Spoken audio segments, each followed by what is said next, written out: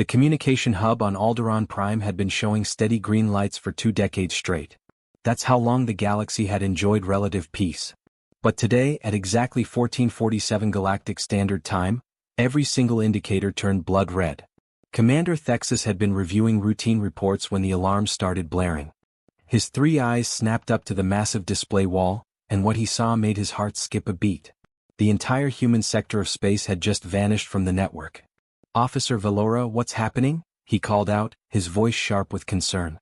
Valora's fingers danced across her control panel, her face growing paler by the second. She was one of the best communication specialists in the Galactic Council, and Thexus had never seen her look this worried. "Commander, Earth has gone completely dark," she said, her voice barely above a whisper. "Every single transmission just stopped. Radio, quantum communications, subspace channels, everything. It all cut off exactly 1 hour ago, down to the millisecond." Thexus felt his protective scales rippling across his back, an involuntary response his species had when danger approached. He stood up from his command chair and walked closer to the display, studying the empty space where human signals should have been. Humans were many things, but quiet was never one of them. In the 50 years since they'd joined the galactic community, they'd been the noisiest species anyone had ever encountered. Their ships constantly broadcasted music, strange, thumping sounds they called rock and roll. Their stations never stopped chattering, always sharing news, gossip, and endless streams of entertainment. Their traders haggled loudly over every deal. Their diplomats made passionate speeches that could last for hours. Even during their wars, humans never went silent. They shouted battle cries, sent threatening messages, or broadcasted propaganda. Silence from humanity was like a star suddenly winking out of existence. It simply didn't happen naturally. "Check the colonies," Thexus ordered, trying to keep his voice steady. "Maybe it's just Earth. Maybe there's been some kind of technical malfunction on their home world." Valora's fingers moved even faster, pulling up data from every human settlement in known space. The seconds ticked by like hours as she scanned through the readings. Finally, she looked up at him, and he could see genuine fear in her eyes. "Mars, silent. Europa Station, no signal. Titan Outpost, nothing. New Houston, Armstrong Colony, Shepard Base." She paused, swallowing hard. "Commander, every human settlement across all 50 systems they occupy has gone completely dark. There's not a single transmission coming from any of them." The control room fell into stunned silence. The other officers stopped their work, turning to stare at the display. Billions of humans spread across dozens of worlds, all going quiet at exactly the same moment? It was impossible. It was terrifying. Thexus immediately activated his secure link to the Galactic Council headquarters. This was far beyond his authority to handle alone. Within minutes, the emergency session was called, and representatives from every major species began flooding into the council chamber. The Grand Assembly Hall had never filled up so quickly. Normally, it took days to gather everyone for an emergency meeting. But this time, within 3 hours, nearly every ambassador was present either in person or via holographic projection. The news had spread like wildfire across the galaxy, and everyone wanted answers. Ambassador Krenth, a towering figure from the Valerian Empire, called the session to order.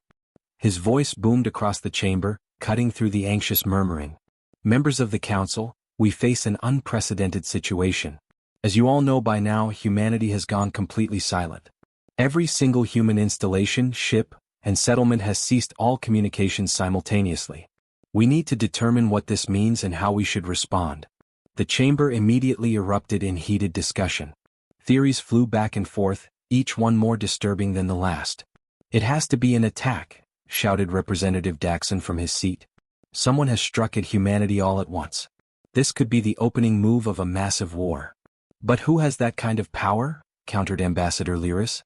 "To hit every human world simultaneously? That would require resources beyond anything we've ever seen. Not even the old empire had that capability." "Maybe it's not an outside attack," suggested another voice from the back. "What if this is internal? A civil war? Humans are fractious, they fight among themselves constantly." Thexus stood in the observation gallery, listening to the debate with growing dread. He'd worked alongside humans for 15 years. He'd fought beside them in the Krellian conflict and negotiated trade agreements during the Epsilon crisis. He knew them better than most aliens in the Council. And that's exactly why he was so frightened. Humans were unpredictable, yes. They were aggressive and sometimes reckless. But they were also fiercely protective of their own. During the Second Expansion War, when the Mordex Collective had attacked a small human mining colony, humanity's response had been swift and overwhelming. They'd mobilized their entire fleet within days, declaring that an attack on one human was an attack on all of them. That unity, that fierce loyalty to their own kind, was what made them such powerful allies, and such dangerous enemies. Ambassador Krenth raised his hand, calling for silence. When the chamber finally quieted, he spoke in grave tones. We must face two possibilities, both equally concerning. First, that humanity has been attacked and potentially destroyed by an unknown force powerful enough to strike across 50 star systems simultaneously. If this is the case, we need to identify this threat immediately because we may be next. The chamber stirred uneasily at this suggestion. The second possibility, Krenth continued, his eyes scanning the assembly, is that humanity has chosen to go dark deliberately. That they are engaged in some operation so sensitive, so critical, that they've enacted complete communications blackout across their entire civilization. But why would they do that? Someone called out. What could possibly require such extreme measures? Krenth's expression was grim. I don't know. But remember the siege of Centauri 6. Remember the Yellowstone incident. Humans have a history of making decisions that seem insane to everyone else, only to later prove devastatingly effective. They think differently than we do. They plan differently. They fight differently. Thexus nodded slowly. He remembered those events all too well. At Centauri 6, human forces had deliberately lured enemy fleets into what appeared to be a trap against themselves, only to spring a counter-trap that destroyed the entire attacking force. During the Yellowstone incident, humans had actually evacuated and abandoned one of their own colonies, letting the enemy occupy it, only to reveal later that they'd planted so many hidden weapons and traps that the enemy had conquered a death trap instead of a prize. If they've been destroyed, we need to know who did it and prepare our defenses, Krenth said firmly. If they've chosen this silence themselves, we need to know why and what they're planning. Either way, we cannot afford to simply wait and wonder. The vote was unanimous. A full investigation fleet would be dispatched to the Sol system immediately. They would find out what happened to humanity one way or another. As the council session adjourned, Thexus returned to his monitoring station. He stood before the dark display where human signals should have been, feeling a cold dread settling into his bones. Humanity had gone silent. And somehow that silence was louder than any threat they'd ever made. The investigation fleet emerged from jump space 3 days later, appearing in the Sol system like ghosts materializing in a graveyard. Commander Thexus stood on the bridge of his flagship, staring at the blue planet floating peacefully in the viewport. Earth looked exactly as it always had, beautiful, vibrant, alive. But his sensors told a different story. Life sign readings, Velora? He asked quietly. His communications officer shook her head slowly, disbelief written across her face. Nothing, Commander. I'm scanning the entire planet. There should be 9 billion humans down there. Instead, I'm getting 0. Not a single human life signature anywhere on Earth. Thexus felt his stomach twist. 9 billion people didn't just disappear. It was impossible. Yet here they were, staring at an empty world. Take us to the primary orbital station, he ordered. Let's see what we can find there. As their ship approached the massive space station that had served as Earth's main gateway for decades, everything appeared normal at first glance. The station's exterior lights blinked in their regular patterns. Navigation beacons pulsed their automated signals.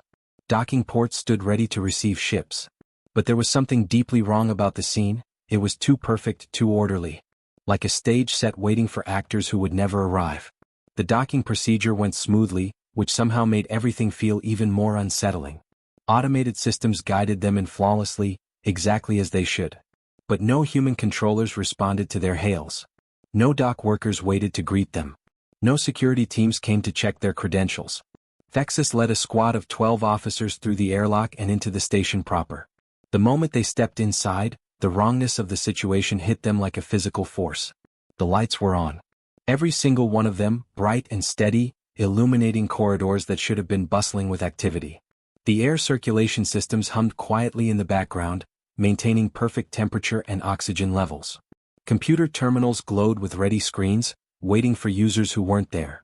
Everything was functioning exactly as it should. Except there were no humans anywhere. They moved deeper into the station, their footsteps echoing in the empty corridors. Thexus had visited this station dozens of times over the years. He remembered it as a chaotic, noisy place, humans rushing to and fro, always in a hurry, always talking, laughing, arguing. The silence now was deafening. In the main control center they found something that made Thexus's blood run cold. On one of the command consoles sat a coffee mug. It was half full, the liquid inside long since gone cold. A name was printed on the side, Captain Blake, best boss in the galaxy. Thexus picked up the mug carefully as if it were a precious artifact. The coffee was stone cold, probably sitting there for days. Whoever this Captain Blake was, he'd set down his mug expecting to come back to it. He never did. They left in a hurry, Valora observed, looking around the control room. But not in a panic. Everything is too organized for panic. She was right. Papers sat in neat stacks. Computers were properly logged out and shut down. Personal items remained in lockers, but those lockers were all carefully closed. This wasn't the scene of people fleeing in terror. This was the scene of people leaving according to a plan. "Sir, you need to see this," Valora called out suddenly from the communications section of the control room. Thexus joined her at one of the main display screens. A message was playing on a continuous loop, the same message repeating over and over again. The text was simple, blunt, and absolutely terrifying in its implications. Protocol Exodus initiated. Do not follow. Do not investigate further. Just those 3 sentences, nothing more. No explanation, no apology, no context. Just a warning that made Thexus's mind race with terrible possibilities. Protocol Exodus, he muttered. What kind of protocol requires an entire species to vanish? He ordered his team to spread out and search the station thoroughly. Over the next several hours they documented everything they found. The evidence painted a disturbing picture. In the living quarters, beds were made neatly. Personal photos still hung on walls. Smiling humans with their families, their friends, their loved ones. Clothes hung in closets, carefully organized. Children's toys sat on shelves, waiting for kids who would never return to play with them. In the cafeteria they found something particularly eerie. Tables were set for meals that were never eaten. Trays of food sat in warming units, the meals long since dried out and spoiled. Someone had been preparing lunch for hundreds of people when whatever happened, happened. But the preparation had been completed, the food properly stored. Even in their departure, humans had maintained order. Meanwhile, Valora had been running deep scans of Earth's surface. The results were consistent everywhere she looked. Perfect preservation of human civilization, but absolutely no humans themselves. "Commander, you should see these surface readings," she said, her voice shaking slightly. "New York City, traffic lights are still cycling. Cars are stopped in the middle of streets, some with doors still open. Coffee shops have food sitting out on counters. But no people." She switched to another view. London, the same thing. The Thames barrier is still operating normally. Power plants are running on automated systems. Everything works, but there's nobody there. Another view appeared. Tokyo, Beijing, Mumbai, Sao Paulo, everywhere we look it's the same story. It's like every human on Earth just stepped away from whatever they were doing and vanished into thin air. Thexus stared at the images, trying to make sense of the impossible. This wasn't an attack. An attack would have left destruction, bodies, signs of struggle. This wasn't a plague. Diseases didn't make corpses disappear, and the dead would still show up on their scanners. This was something else entirely. This was planned, coordinated, and executed with precision across an entire planet. "They evacuated," he said aloud, the realization finally clicking into place. Somehow they evacuated their entire species. Every man, woman, and child. Billions of people all moved somewhere else. But how? Valora asked, incredulous. "We would have seen the ships. That many people would require thousands of vessels. Our monitoring stations would have detected that kind of traffic." "Unless they didn't want us to see," Thexus replied grimly. "Humans are excellent at hiding things when they want to. Remember the ghost fleet they built during the border wars? They constructed an entire battle group in secret asteroid bases. We didn't know about it until they wanted us to." He began accessing the station's database, searching for any clues that might explain what had happened. The public files contained nothing useful, just routine operational logs, maintenance schedules, and normal communications traffic. Everything looked perfectly ordinary right up until the moment it all stopped. But Thexus hadn't survived 30 years in galactic intelligence by only looking at what people wanted him to see. He knew how to dig deeper, how to find the hidden files that important people always kept. It took him 2 hours of careful searching, bypassing security protocols that should have been impossible to crack. Finally, buried under layers of encryption and misdirection, he found it, a file marked with the highest level of human military classification. The label read, Horizon Detection, Classified Omega, eyes only. His hands trembled slightly as he opened the file. What he found inside made his heart nearly stop. It was an astronomical chart, but unlike any he'd ever seen before. The data showed something vast approaching the galaxy from beyond the rim, from the empty space between galaxies where nothing should exist. The object, or objects, were massive beyond comprehension, and they were heading directly toward the galactic core. But what truly terrified him was the date stamp on the detection report. 6 months ago. The humans had known about this for 6 months and never said a word to the council. They detected something coming, something terrible enough to make them abandon everything they'd built, and they kept it secret from everyone. Thexus downloaded the file to a secure data crystal, his mind reeling. What could be so dangerous that humanity would choose to run rather than fight? Humans never ran. They were stubborn, aggressive, and prideful to a fault. They'd fought wars over insults and principles. They'd held positions against impossible odds just to prove they could. Yet something had scared them badly enough to make them leave behind their home world, their colonies, everything they'd built over centuries of expansion. They'd activated something called Protocol Exodus, a plan so secret that even their closest allies in the council had never heard of it. As Thexus stood in that empty control room, holding the cold coffee mug of a captain who would never return, he realized something that chilled him to his core. If the humans were running, then whatever was coming must be truly unstoppable. And they'd left everyone else behind to face it. Council Intelligence Officer Morphix hadn't slept in 3 days. His eyes were bloodshot, his hands shaking from too much caffeine and too little rest. But he couldn't stop now. The encrypted files that Commander Thexus had recovered from the Earth station contained secrets that could mean the difference between survival and extinction for every species in the galaxy. The human encryption was unlike anything Morphix had ever encountered. It wasn't just complex, it was deliberately designed to resist every known code-breaking technique in the Council's arsenal. Layers upon layers of security, each one more sophisticated than the last. It was as if the humans had assumed someone would eventually try to break into these files and had made it as difficult as possible. But Morphix was the best cryptographer in the Council. He'd broken Krellian battle codes and decoded ancient precursor texts. He would crack this too, no matter how long it took. On the 72nd hour of continuous work, something finally clicked. A pattern emerged from the chaos of numbers and symbols. The encryption began to unravel, slowly at first, then faster and faster. Within minutes, the files were open before him. Morphix started reading, and with each passing sentence, his face grew paler. By the time he finished the first document, his hands were trembling so badly he had to put down his data pad. He sat in silence for several minutes, trying to process what he'd just learned. Then he immediately called for an emergency council session.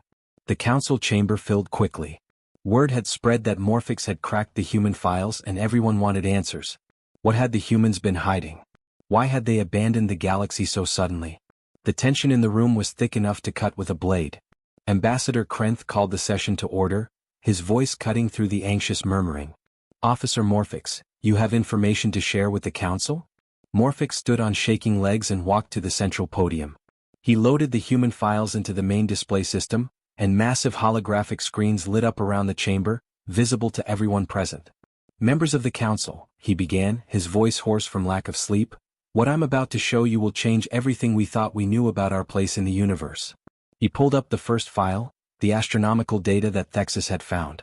The holographic display showed the edge of their galaxy, and beyond it, the vast empty darkness between galaxies. But that darkness wasn't empty anymore. Something was coming through it. Multiple somethings, actually. Massive objects moving in formation, approaching the galaxy from several different vectors. The scale markers on the display showed sizes that seemed impossible. Each object was larger than a moon, some rivaling small planets. The humans detected these objects 6 months ago, Morphix explained.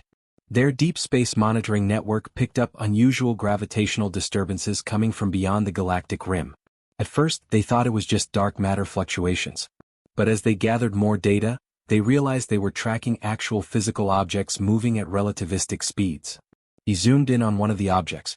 The image was grainy, captured from billions of light years away, but it was clear enough to see that this was no natural phenomenon.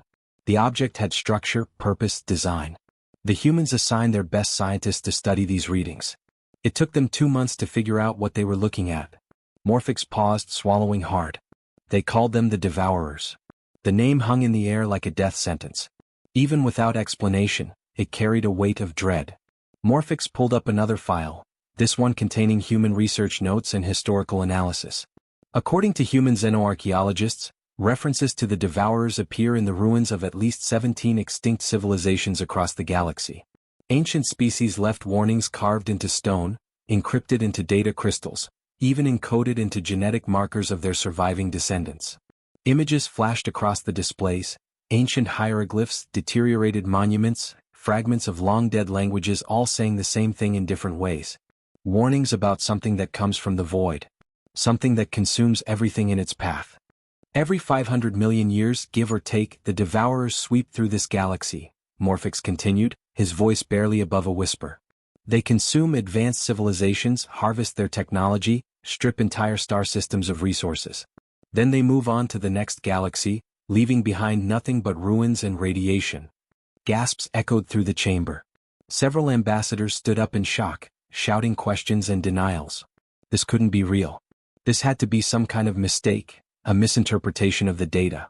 Ambassador Krenth slammed his hand down on his console, demanding silence. When the chamber finally quieted, he turned to Morphix with fury in his eyes.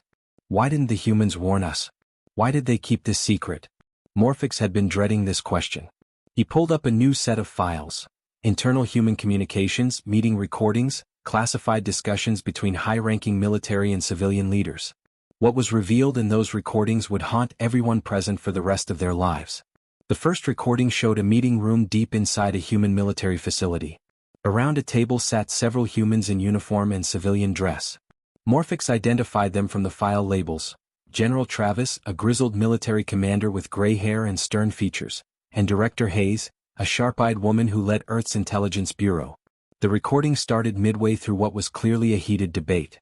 "We have to tell the Council," General Travis was saying, his fist pounding on the table for emphasis. "This isn't just a human problem. Every species in this galaxy is at risk. They deserve to know what's coming." Director Hayes shook her head firmly. "And what happens when we tell them, General? You know how the Council operates. They'll spend months debating, forming committees, arguing over jurisdiction and response protocols. By the time they agree on a course of action, the Devourers will already be here. So we do nothing?" Travis demanded.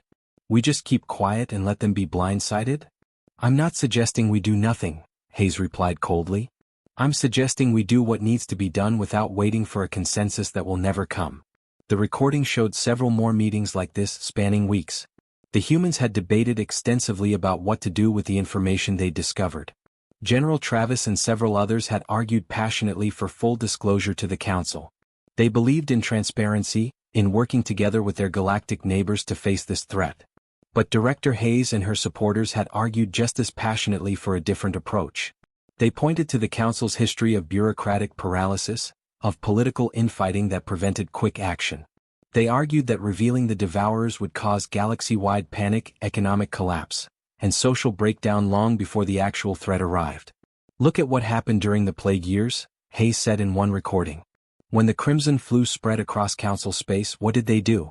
They argued for 3 months about quarantine protocols while billions died. When the Mordex Collective started their invasion, the Council debated military responses for weeks while colonies burned. We don't have time for that now." Morphix watched the Council members as they absorbed these recordings. He could see the anger building, the sense of betrayal. But he could also see some of them nodding slowly, recognizing the uncomfortable truth in Hayes's words. The final recording showed the moment when the decision was made. The room was smaller this time, just 5 humans: the President of the United Earth Government, General Travis, Director Hayes, and 2 others. The vote was 3-2 in favor of Hayes's plan. "We implement Protocol Exodus," the President said, her voice heavy with the weight of the decision. "Full evacuation of the human species to the Andromeda Galaxy.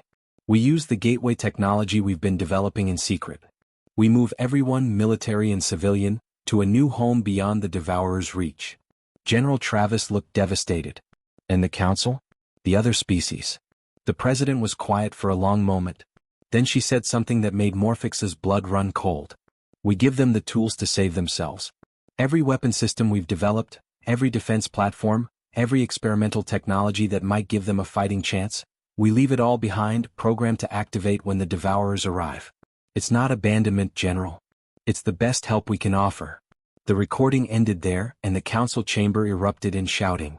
Some ambassadors screamed about betrayal and cowardice.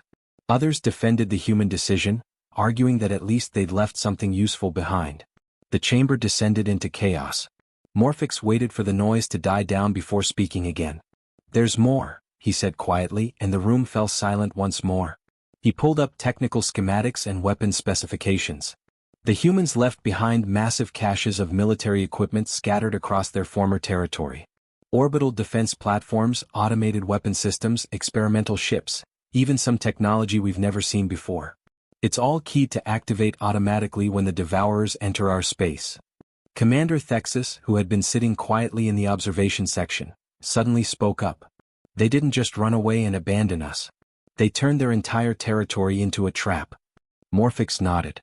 "Exactly. Every human world, every station, every outpost, they're all part of a massive automated defense network. The humans spent 6 months preparing this. They evacuated their people while simultaneously converting their civilization into the largest weapons system ever created." He pulled up the final files. Detailed analysis of Devourer technology and potential weaknesses that human scientists had identified. There were thousands of pages of research, tactical analyses, suggested defensive strategies. "They couldn't win," Morphix said softly. "The humans ran the numbers 1,000 different ways. In every simulation, in every scenario, fighting the Devourers directly resulted in total extinction. So they chose a different path. They chose to survive and to give us the tools to do the same." Ambassador Krenth stared at the data for a long time before speaking. "They abandoned us." But Morphix shook his head. "No, Ambassador. They gave us a fighting chance at surviving something they couldn't defeat themselves. The question now isn't whether the humans betrayed us. The question is whether we're smart enough to use what they left behind." The first warning came from the edge of Council space, from a small mining colony orbiting a red dwarf star. The message was brief, desperate, and cut off mid-transmission. "Something's here. Ships. No, not ships. They're alive. They're eating the star. Oh God, they're static." Then nothing. The Council tried to contact the colony for 6 hours before accepting the truth. 4,000 colonists gone. An entire mining operation that had taken decades to build, vanished as if it had never existed. And when they finally sent a scout ship to investigate, they found something that defied comprehension. The star was dying. Not slowly, the way stars normally die over billions of years, but rapidly, visibly dimming before their sensors. Something was draining it, consuming its energy at an impossible rate. And surrounding the dying star were massive shapes that moved with terrible purpose. The Devourers had arrived. They came like a plague sweeping across the galaxy.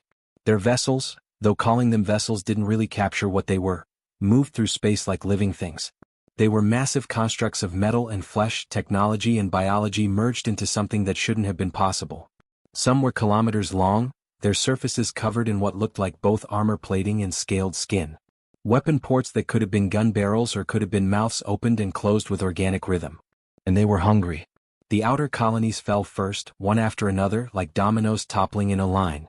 The Devourers didn't bother with communication or negotiation. They simply arrived, surrounded their targets and consumed everything.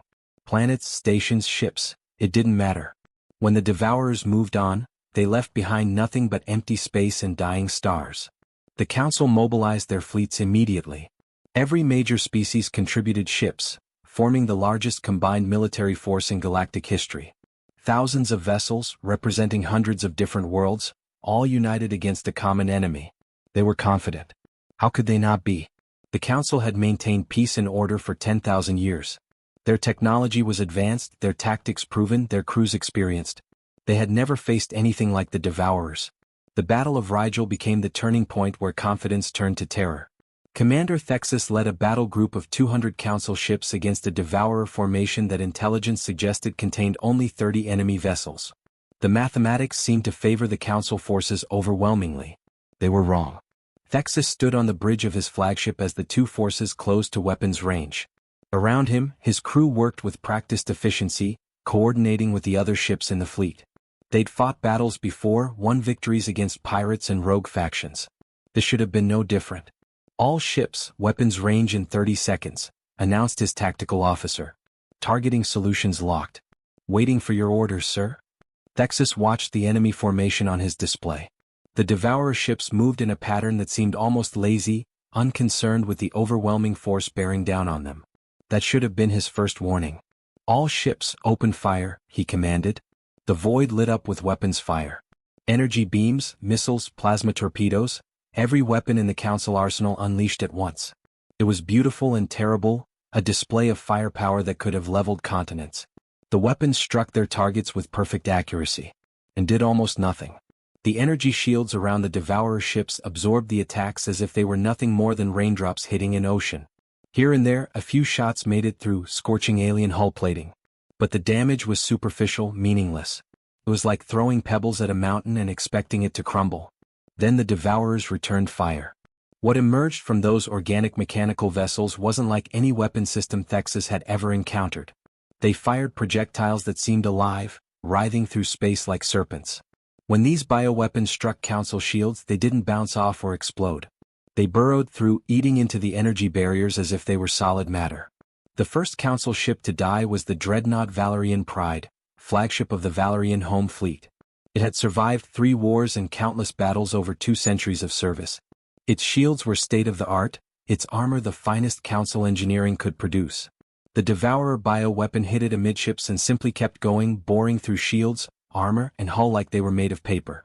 The massive warship broke in half, its reactor going critical and creating a brief new star in the darkness. 1,500 crew members died in seconds. And that was just the beginning. The Devourers tore through the Council formation like wolves among sheep. Their weapons were horrifying in their efficiency.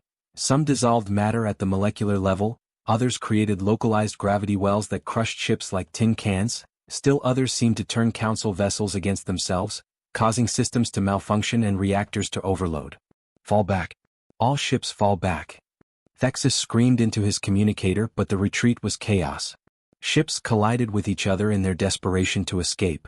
Some tried to jump to faster-than-light travel and never made it, caught by Devourer weapons mid-jump and torn apart across multiple dimensions. Of the 200 ships that had entered the battle with such confidence, only 47 escaped. Thexus's flagship was one of them, limping away with half its systems offline and hull breaches on every deck. He'd lost dozens of friends in that battle, officers he'd served with for years, all gone in less than an hour of combat. The defeat at Rigel wasn't an isolated incident. All across Council space the same story played out again and again. The Devourers advanced like a tide, unstoppable and relentless. Every defense line crumbled.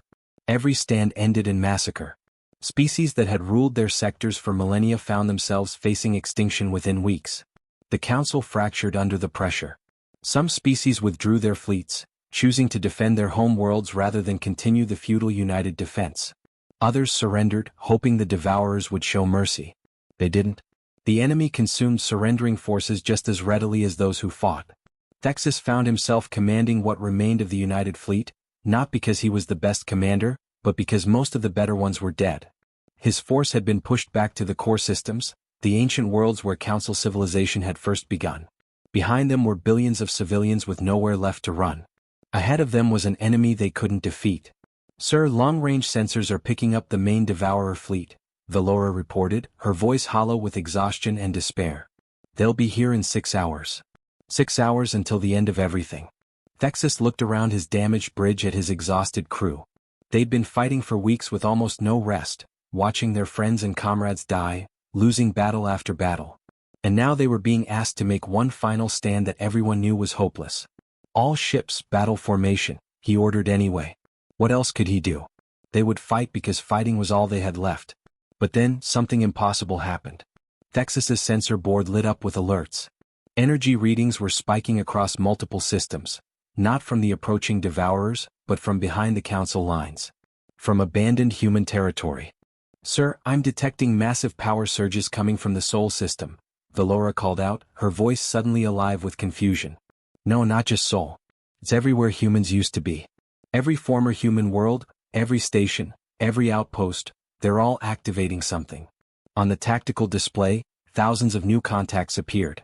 The abandoned human installations that had sat dark and silent for months were suddenly blazing with energy.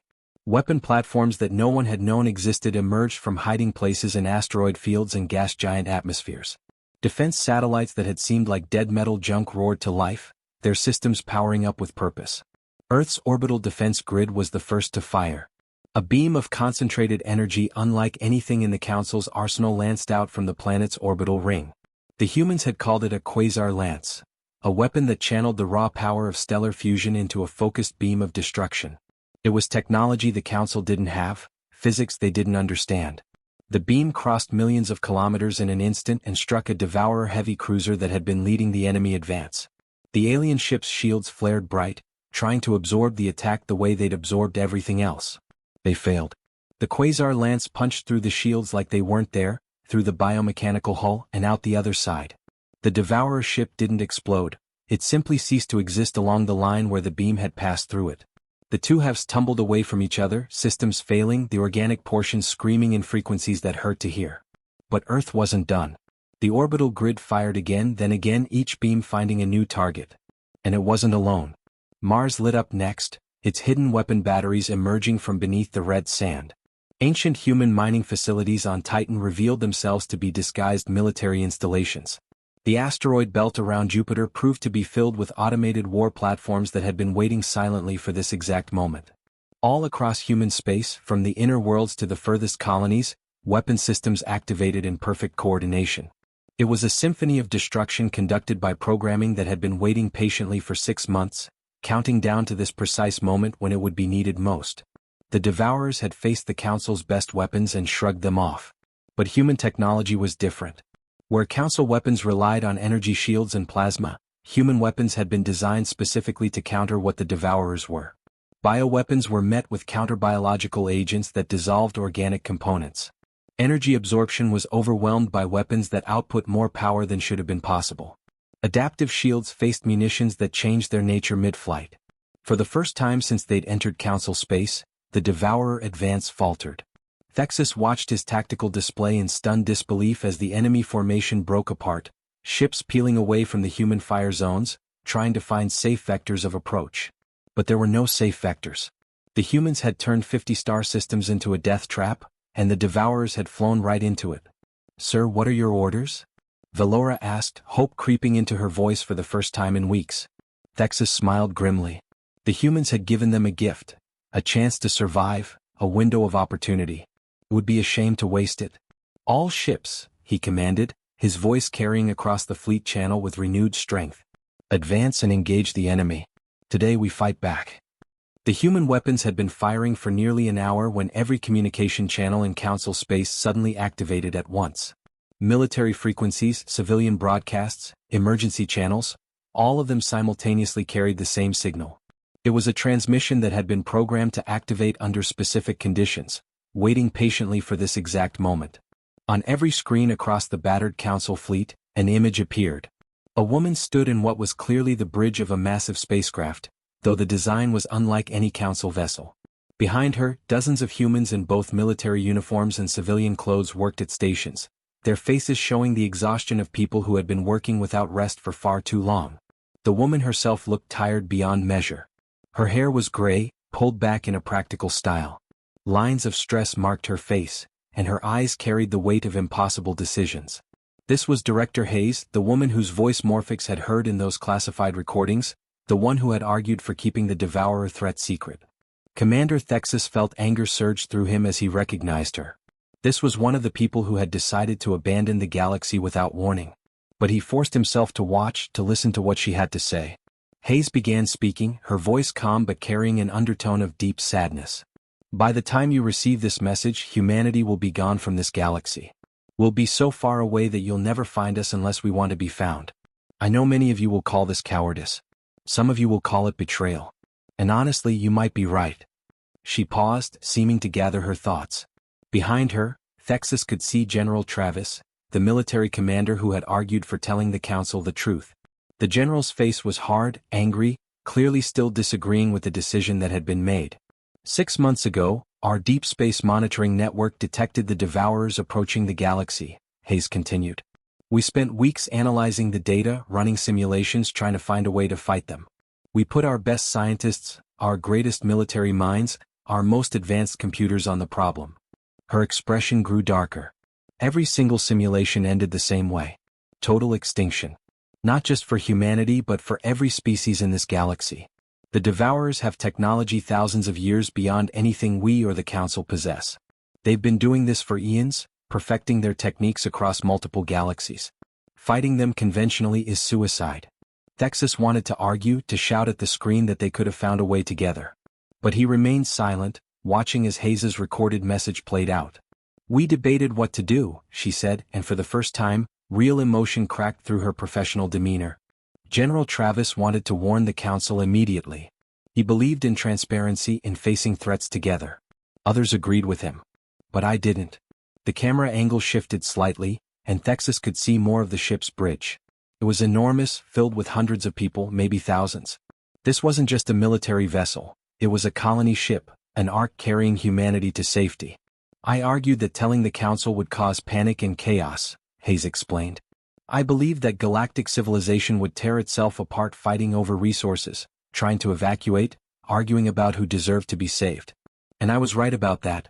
Your own intelligence reports showed species beginning to fracture the moment you learned the truth." She took a deep breath. "But I was also wrong. I was wrong to make that decision for everyone. I was wrong to assume we knew better than the rest of the galaxy.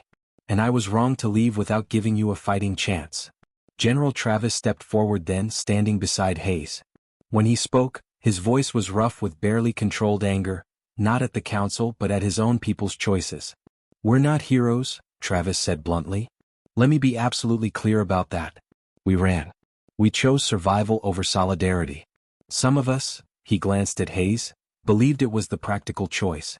The smart choice. But it was also the selfish choice, and we'll have to live with that." Hayes nodded, accepting the criticism. "What we did was give ourselves a future at the cost of abandoning you. But we're not complete monsters. Before we left, we spent 6 months preparing." The image on the screen changed, showing technical schematics and weapon designs. Thexus recognized some of them: the quasar lance, the biocounters, the adaptive munitions. But there were dozens, maybe hundreds of other systems he'd never seen. Every weapon system we ever developed, every experimental prototype, every piece of military technology we created over centuries of warfare, we left it all behind, Hayes explained. We converted our entire civilization into an automated defense network. Every orbital platform, every military base, every research facility. It's all programmed to fight the Devourers when they arrive. Travis pointed to specific schematics. These weapons were designed specifically to counter what the Devourers are. We studied the ancient records, the warnings left by extinct civilizations. We analyzed every scrap of data we could find about how they operate. Then we built weapons to exploit their weaknesses. The screen showed footage of massive construction projects. Humans working around the clock to build weapon platforms, to hide military installations, to prepare defenses that would activate long after they were gone. "The automated systems will fight for you," Hayes said. "They'll buy you time, disrupt the Devourer advance, create opportunities. But they can't win the war alone. They're just tools. What matters is what you do with them." The image changed again, this time showing a massive database structure. "We're leaving behind all our research on the Devourers. Every weakness we identified, every tactic we think might work, every bit of intelligence we gathered. It's all in the central archive on Earth, accessible to anyone who needs it." Travis's expression softened slightly. "We also left detailed instructions on how to manufacture our weapons, how to modify them, how to integrate them with Council technology. You have everything you need to not just survive but to win."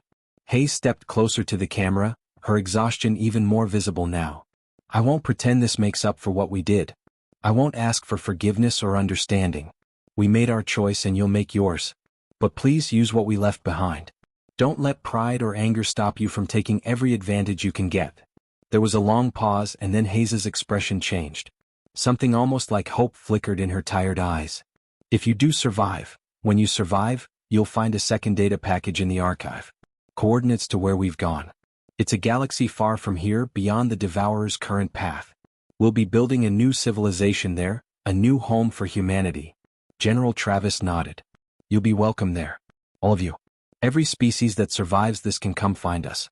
We'll share what we have, help you rebuild. It won't erase what we did, but maybe it can be a start towards something better." Hayes smiled sadly. "Or maybe you'll come find us to settle the score. To punish us for abandoning you. That's your right too. Either way, the invitation stands. When this is over, when the Devourers are defeated or driven back, you know where to find us." The message began to wind down. Hayes looked directly into the camera one last time. To the Council forces fighting right now, you're not alone. Our weapons will fight beside you for as long as they can. Use them well. Study our research. Adapt our tactics. And survive. That's all any of us can do. General Travis added one final thought. We're not heroes, but we're not villains either. We're just people who made an impossible choice in impossible circumstances. History will judge whether we chose correctly. For now, all that matters is that you have a chance. Don't waste it. The transmission ended, leaving Thexus staring at a blank screen. Around him, his bridge crew sat in stunned silence. Across the fleet, he knew similar scenes were playing out as thousands of officers and crew members processed what they'd just heard. Valora finally broke the silence. Sir, the human weapons are still firing. Enemy formation is in disarray. We have a tactical advantage for the first time since this war started. Thexus looked at his tactical display. She was right. The Devourers, so unstoppable before, were now struggling against weapons they hadn't anticipated. The human automated systems were fighting with perfect coordination, each installation supporting the others, creating overlapping fields of fire that the enemy couldn't penetrate. But more importantly, Thexus could see patterns in how the human weapons operated. Tactics that could be learned and adapted. Strategies that could be integrated with Council forces. Hayes and Travis had been right. The weapons alone weren't enough. But they were tools, and tools could be used by those who understood them. Open a channel to all Council forces, Thexus ordered, his voice steady and strong. And access the human archives. I want every tactical officer studying those files immediately. If the humans left us a roadmap to victory, we're going to follow it. As his crew jumped into action, Thexus allowed himself a moment of reflection. The humans had run. They'd abandoned the galaxy to save themselves. That was undeniable, and the anger he felt about that wouldn't disappear quickly. But they'd also left behind the tools for salvation. They'd spent their last 6 months in the galaxy not just saving themselves, but preparing a defense for everyone else. That wasn't nothing. That wasn't meaningless. Over the next few hours, as Council forces began integrating human tactics and weapons into their own strategies, the tide of battle slowly began to turn. The Devourers were still powerful, still dangerous. But they were no longer invincible. Thexus watched his tactical display as Council ships, armed with human weapons and using human tactics, started winning engagements. Small victories at first, then larger ones. The enemy advance stalled, then stopped, then began to reverse. It would be a long war. Months, maybe years of fighting still lay ahead. But for the first time, Thexus believed they could actually win. And when it was over, when the last Devourer had been driven from the galaxy, he would take a ship to those coordinates Hayes had mentioned. He didn't know if he'd go to thank the humans or to demand answers for their choices. Maybe both. But one thing was certain, humanity had given them more than weapons. They'd given them hope and the chance to forge their own survival. Whether that was enough to forgive what they'd done, only time would tell. For now there was a war to win. And thanks to the humans, winning was finally possible.